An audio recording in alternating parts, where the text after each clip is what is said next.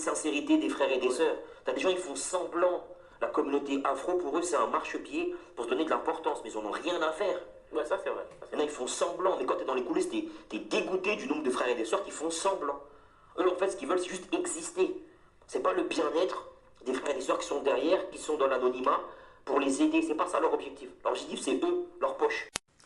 Blaf, bonjour, Africains, Africaines, Afrodescendants, Afrodescendantes, comment allez-vous aujourd'hui ? Nous continuons sur le sentier sinueux, le sentier, je dirais, rempli de mauvaises herbes de ces Noirs français ou afrodescendants français qui calomnient leur propre identité, leur propre communauté au sein des autres communautés. Ce sera le sujet de cet audio aujourd'hui. Si vous ne me connaissez pas, sachez que c'est une chaîne qui met en lumière une catégorie d'afrodescendants que j'ai identifiée, ça fait déjà pas mal d'années. Ces personnes prétendent aimer le zouk, le jazz, le dombolo, la musique jamaïcaine, etc., alors qu'il n'y a pas plus anti-race noire qu'eux. Donc, gardez à l'esprit que ces personnes sont sur toute l'échelle sociale, mais également, ils sont au sein de vos familles, parmi vos amis, et vous ne vous rendez pas compte de leur mentalité, tout simplement parce que devant vous, ils se la jouent zouker, ils se la jouent rappeur pour les plus jeunes, ils se la jouent amateur d'Aimé Césaire, ils se la jouent amoureux de Cheikh Anta Diop, mais ça c'est une image de composition devant vous. Derrière vous, derrière leur communauté, ils crachent dessus complètement. J'ai assisté à leur comportement. Vous pouvez le faire aussi, observer quand vous êtes dans les rues, que ce soit en France, que ce soit, voire même dans les autres pays d'Europe, parce qu'encore une fois, les gens que je vous décris existent partout au sein du monde noir. Donc là, je parle de nos pays francophones, mais ils existent aux États-Unis, ils existent en Angleterre, je les ai vus. Donc c'est pas propre à l'Europe, c'est pas propre à la France, c'est pas propre à nos pays. Ces gens constituent une catégorie de personnes de race noire qui méprisent leur identité, crachent dessus, mais devant vous, ils prétendent être black. Ils prétendent, soi-disant, aimer Césaire, ils prétendent aimer Cheikh Anta Diop, etc. Ils prétendent être amoureux de Marcus Garvey, mais c'est pas du tout ce qu'ils sont. Une des choses que ces personnes font, ils calomnient le monde noir au sein des autres communautés. Ce sont des gens qui, dès qu'ils en ont l'opportunité, dès qu'ils en ont la possibilité, ils vomissent complètement sur l'ensemble des afrodescendants, parmi les Arabes, parmi les Européens, parmi ce que vous voulez. Dès qu'ils sont acceptés au sein d'une autre communauté, ils renient complètement le monde noir, crachent dessus et ils poussent les membres des autres communautés à agresser physiquement les afrodescendants. J'ai assisté à ça. C'est pour ça que je vous le dis. Ce sont des gens qui, encore une fois, dans le quotidien, ils passent inaperçus parce qu'ils vous parlent par exemple, ils vous parlent de l'Afrique, ils vous parlent du monde noir, ils sont coiffés comme nous, ils sont habillés comme nous, ils ont nos accents, ils cuisinent comme nous, mais c'est pas vrai du tout, ce n'est qu'un rôle de composition. Donc apprenez à observer ces gens-là, apprenez à les détecter, apprenez. Ils sont assez difficiles à détecter parce que depuis des décennies, depuis plusieurs générations, ces personnes ont élaboré, si vous voulez, des stratégies de dissimulation. Ils vont danser avec vous dans les soirées zouk, dans les soirées dombolo. Ils vont vraiment mais se fondre complètement au monde noir. Mais ça, c'est un rôle de composition. Dès qu'ils se retrouvent, par exemple, installés avec un Européen ou une Européenne dans une maison, dans une situation de couple mixte, à ce moment-là, à l'insu de l'ensemble du monde noir, ils se mettent à cracher sur toutes ces cultures. Ils se mettent à renier complètement le monde noir avec leurs collègues de travail, par exemple. Ça se passe à huis clos, si vous voulez. C'est pour ça que c'est difficile de les observer. Et ces mêmes personnes, quand elles sont devant vous, à ce moment-là, elles écoutent du reggae, par exemple. À ce moment-là, elles écoutent du gospel. Elles vous mettent la radio à fond ou le lecteur MP3 à fond pour vous faire croire que bon ben ils sont comme vous alors qu'ils en ont rien à foutre, ils crachent dessus et ils poussent les autres à piétiner le monde noir. Voilà le type de personnes que nous avons sur toute l'échelle sociale. Cependant, ces gens ont des caractéristiques que vous pouvez observer. Ils ont des caractéristiques. Il suffit simplement de les piéger. Ce que vous faites, c'est que quand vous êtes avec eux, valorisez au maximum le monde noir. Valorisez au maximum le monde noir. Et surtout quand il y a les membres des autres communautés à côté de vous. À ce moment-là, vous allez vous apercevoir que ces personnes-là sont très tièdes. Elles deviennent très tièdes lorsqu'il y a les membres des autres communautés qui sont parmi vous et que vous valorisez l'Afrique, par exemple, ou les Antilles, en fonction du pays d'où vous venez. À ce moment-là, vous allez vous rendre compte que ces gens-là, ils reculent quand il y a du monde. C'est-à-dire qu'ils sont fiers de l'Afrique, du monde noir, etc., uniquement quand ils sont entre noirs.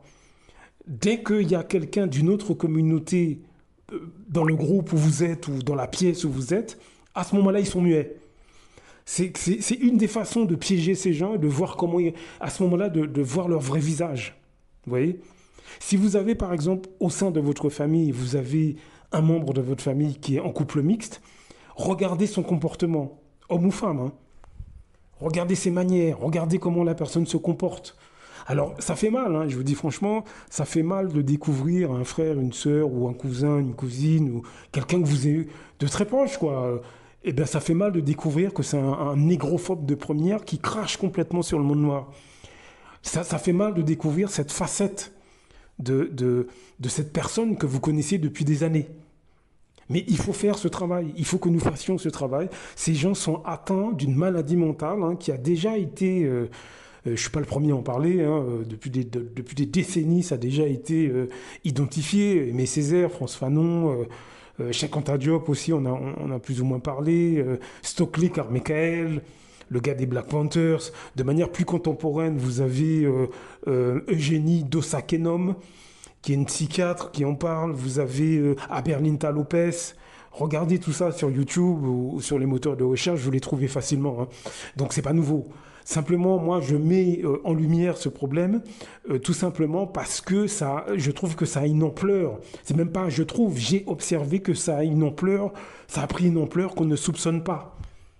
Et pourquoi ça a pris une ampleur ? C'est parce que ces gens se cachent, changent de visage, changent de propos en fonction de l'endroit où ils se trouvent. Vous avez par exemple un certain nombre d'Africains, d'Afro-descendants d'une manière générale, quel que soit le pays, hein, lorsqu'ils couchent avec un Européen ou une Européenne, ils disent à ces gens-là, il faut retirer la nationalité française aux Noirs, par exemple. Vous avez des Africains, des Afro-Antillais, des Afro-Réunionnais, Guyanais, etc., qui tiennent ces propos, hein, qui tiennent ce propos. Et c'est pas un ou deux ou trois, hein, c'est des dizaines et des dizaines et des dizaines, mais ils le font de manière très discrète, pour pas que ça se sache.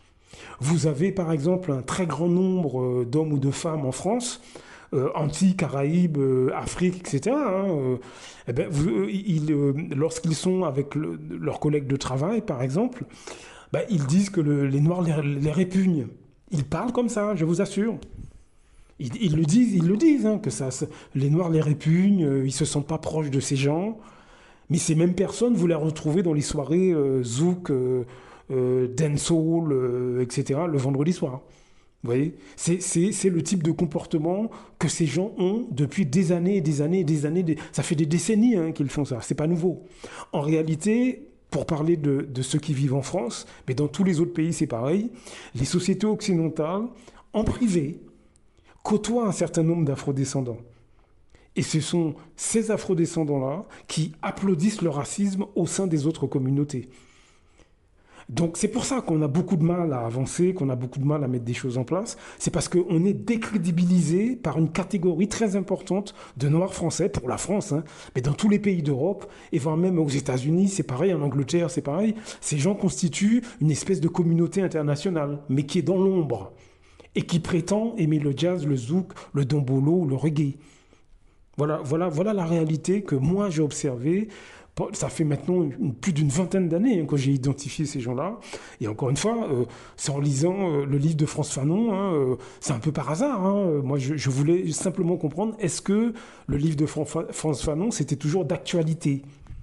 Et j'ai commencé par observer mes semblables, mes compatriotes martiniquais. J'étais dans les hôpitaux à l'époque. Et c'est là que je me suis rendu compte qu'il y a toute une catégorie de personnes, qu'ils soient antillais ou africains, ou de l'océan Indien, ou de l'Amérique du Sud pour les Guyanais, etc. Il y a tout un tas d'afrodescendants qui trahissent, méprisent, dénigrent complètement le monde noir. Ils le font de manière cachée. Et en plus de ça, ils poussent les autres à être racialement méprisants vis-à-vis des afrodescendants. Et ça, vous n'imaginez pas le nombre de Noirs français ou de Noirs francophones qui fait ça est effarant. C'est pour ça que j'en parle. C'est effarant. Nous sommes devant des gens qui ont des troubles mentaux. C'est vraiment de la psychiatrie. Le problème, c'est que ce n'est pas traité. Et on n'en parle pas. C'est pour ça que je fais ces audios et ces vidéos. C'est pour que vous en parliez, distribuez. C'est pas pour me faire connaître. On s'en fout de me faire connaître. Mais avertissez qu'il y a une maladie mentale au sein de nos communautés qui n'est pas mise en avant. Qui n'est pas mise en avant. Donc ça nous cause beaucoup de problèmes parce que ces gens pondent des gamins et ils éduquent leurs gamins de la même manière. Donc ça veut dire que toutes les futures générations vont être impactées par ça. Est-ce que vous comprenez ce qui se passe? Ils vont être impactés. Donc faites attention à ce problème. Commencez à observer ces gens au sein de vos familles et parmi vos amis. Ces personnes expriment leurs sentiments anti-race noire au sein de vos familles et parmi vos amis par le biais de la jalousie et de la compétition. C'est comme ça qu'ils expriment leur mépris du monde noir, parce que c'est clairement racial. Ils ne sont pas jaloux ou en compétition vis-à-vis des membres des autres cultures. C'est une façon de les mettre à jour, ces gens-là. Lorsque vous avez de la jalousie dans votre famille ou parmi vos amis, etc., parce que vous réussissez un concours, vous achetez une voiture, vous vous mariez, peu importe, dites-vous bien que pour les afrodescendants, c'est de la négrophobie, mais qui est déguisée en jalousie.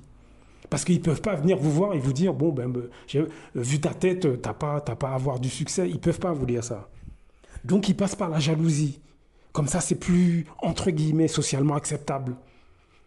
Donc faites attention, une armée de Noirs français, Africains, Antillais, Guyanais, tout ce que vous voulez, sont entièrement négrophobes et ils poussent dans l'ombre l'ensemble de la société française à renier le monde noir. Mais tout se passe dans la sphère privée, avec leurs collègues de travail, avec la belle famille étrangère, avec leurs copains de fac. Ils font ça quand il n'y a pas trop de Noirs entourés autour d'eux. C'est pour ça qu'on ne se rend pas compte de la situation. Ces gens sont sournois, mesquins, hypocrites, faux. Est-ce que vous comprenez? Mais par contre, devant vous, ils écoutent du reggae, ils écoutent du rap pour les plus jeunes. Ou ils vous parlent de Thomas Sankara. Donc soyez prudents, ouvrez les yeux. Je ne dis pas ça pour vous faire peur, pour vous embêter. Je sais que c'est dérangeant, mais c'est un problème mental, une maladie qu'on doit gérer. On doit gérer ce problème. Et ça commence par en parler. Blaf! À très bientôt. Beaucoup d'Africains se lèvent contre des autres Africains. C'est généralement à travers la corruption. L'Europe, l'Occident le sait. La meilleure façon de faire tomber un Africain qui se lève pour les intérêts des Africains, il faut aller corrompre ses amis ou ses compatriotes. C'est comme ça, c'est toujours à cause de l'argent. Celui qui a fait tomber Sankara, il a fait pourquoi? C'est parce qu'il voulait être Sankara à la place de Sankara.